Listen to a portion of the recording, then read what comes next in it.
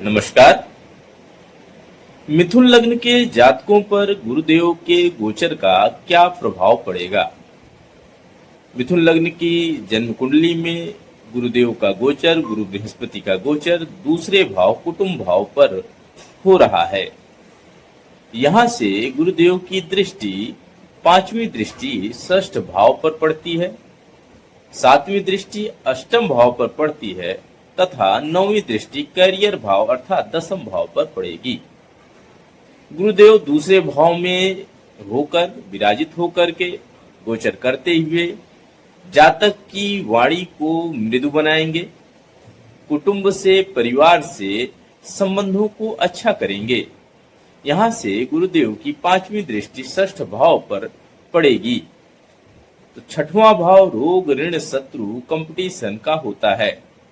जातक का यदि कोई शारीरिक रोग उभर आया था तो उस रोग में, उस कष्ट में उसको राहत प्रदान करेंगे, जातक को निरोगी बनाएंगे, शत्रुओं पर विजय प्राप्त करवाएंगे, प्रतिद्वंदिता में जातक को विजय प्राप्त होगी। गुरुदेव की सातवीं दृष्टि अष्टम भाव पर पड़ती है तो अष्टम भाव दुर्घटना का भाव होता है, गुप्त विद्याओं का भाव होता है।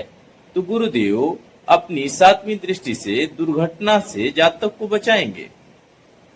ऐसे जातक की रुचि गुप्त विद्याओं की तरफ हो सकती है। इस समय गुरुदेव की नौवीं दृष्टि दसम भाव अर्थात कैरियर भाव पर पड़ती है तो कैरियर की दिशा में यदि कोई कार्य रुका हुआ है, यदि बाधा आ रही है तो उन बाधाओं को गुरुदेव दूर करेंगे, करियर में सफलता प्राप्त होगी।